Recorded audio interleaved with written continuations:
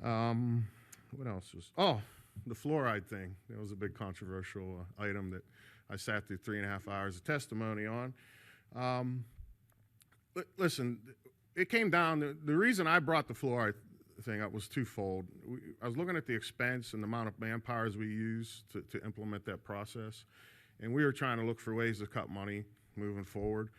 And that's one of the things that's added onto your water bill, utility bill directly, is the cost for that.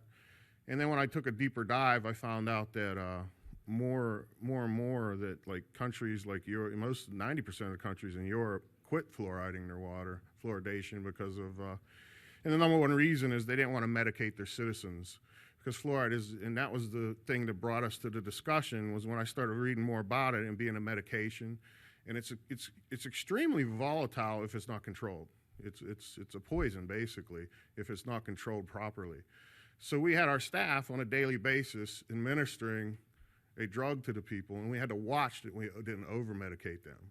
And it was something that was on a daily basis. You had to watch it, because once you entered into the program, then the state and the federal government comes involved and forces you to keep it under 70 rems per million. If you go over that, then it becomes dangerous. So that being said, and listening to 3.5 hours of testimony, even from both sides, pros and cons, and I was surprised that a lot of cardiologists, internists, people in the regular medical field were wanting the fluoride removed, where just the dental community was still standing fast. And it comes down, there's no state statute that says we're required to do it. There's no federal law that says you're required to do it. It's purely a board decision to add it. And when I realized that even to get the fluoride that we use in the water system, you can't obtain it as a citizen without a prescription. So in my mind, and what it comes down to is it's a medication. And we're medicating our citizens.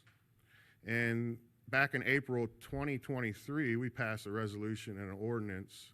It was the Healthcare Freedom Ordinance and Resolution. And if you read it, in the resolution, it talks about implied consent. So anytime somebody's dealing with their health and you're administering something to them, it's incomplete consent. Well, if we had to get consent from every citizen that used our water, if one objects, how do we take it from his system? It's almost impossible.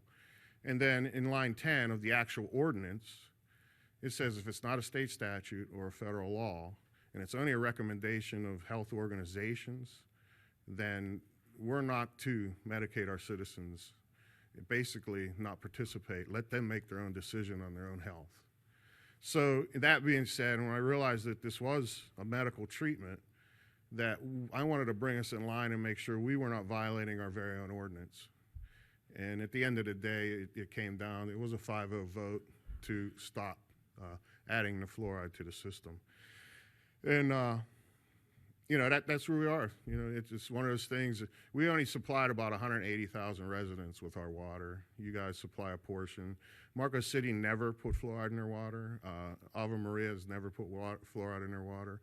And all the people live in the estates who are on well water don't get fluoride in their water. So, nobody can give me a definitive, come up and say, well, we know these other 220,000 residents of Collier County have really bad teeth. And nobody could give me that evidence, So it came down to a board decision, and that's the decision was made to stop. And it within the next day, it was done being placed into the system. So if you guys have any other questions, I can try to answer. If I can, I'll get you the answer. Thank you. Councilmember Chrisman. Good morning, Commissioner Kowal. And first, I want to just thank you for your continued regular visits to us here and to update us. I think it's very, very important. And you are not just you're the District 4 Commissioner, but it's the district which includes the city of Naples. As I'm not telling you anything you don't know. I'm saying that for the benefit of the public, and it's important we have this relationship and work together on so many things that are important issues. You mentioned the pier and the TDC. Yes. Two things I want to comment on. First, the pier and the TDC, and I appreciate what you're saying, and glad that's moving forward.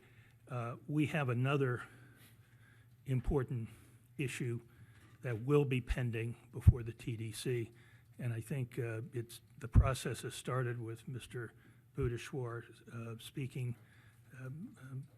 communicating with your county manager, Ms. Patterson, about funding through the TDC a portion of our beach outfalls project cost, which is substantial.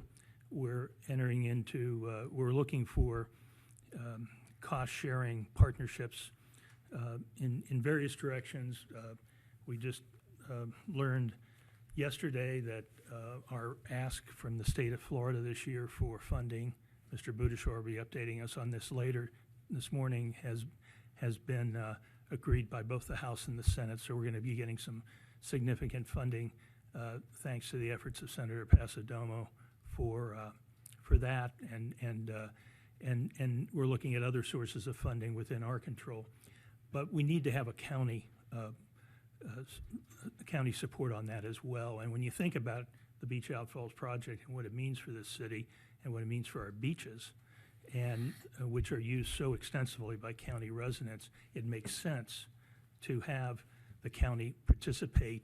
You know, when these tens of thousands of people get off the airplane and at RSW every month to visit here, they're not going to Ave Maria. They're going to the beaches here in that are largely in the city limits. And so I wanted to make sure you were aware of that. You'll be hearing more through the city manager, but we're going to be making a $10 million request to the TDC, and I think it's a logical thing for them to support. So I wanted you to, if you weren't aware of that coming down the track, I wanted to make sure you were aware of it, and we really hope you'll support it at the county commission level, because being the District 4 commissioner, your voice will be particularly important. Second thing I have to comment on, since you brought it up, is the fluoride issue. You know, you and I happened to grow up in southwestern Pennsylvania, as you know. We're Pittsburgh guys, right? Pittsburgh regional guys. And Pennsylvania is one of the first states to embrace fluoride way back in the 1950s, about the same time, probably earlier than the Salk polio vaccine was invented also in Pittsburgh and first made available there. And, you know, there's no doubt, studies have shown extensively that the benefits to people in Pennsylvania for the last 70 years from fluoride and to kids who grew up during that time, including you and me, is substantial. You know, every study I've ever seen, and when this came up at the county level, I went back and did some Google research myself, but the amount of widespread agreement among public health and medical experts on the benefits of fluoride are indisputable. And so I was very disappointed when the county did that. It's your decision, your choice, nothing. You're right to make those decisions, but I think it was an unfortunate decision for the people of Collier County, and especially for the lower income folks who live in Collier County who can't afford good dental care sometimes for their kids going forward.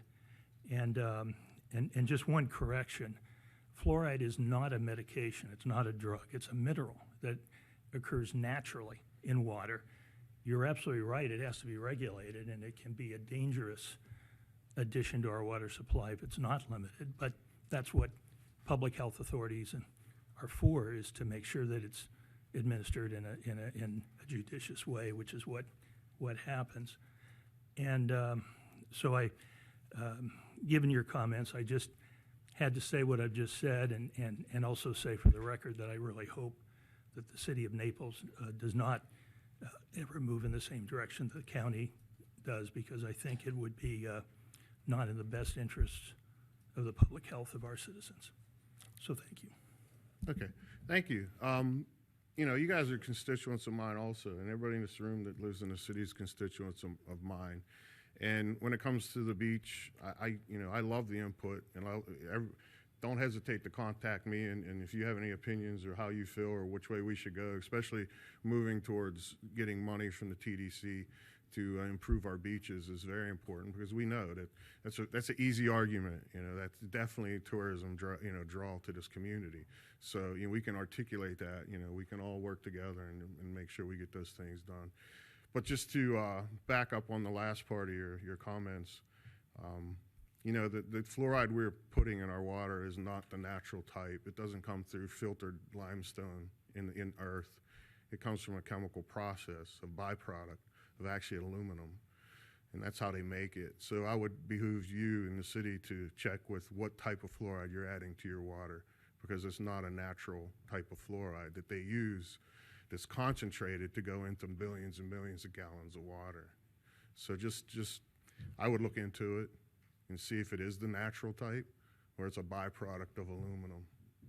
So, which we know is not very good for your health. So, with that being said, any other questions?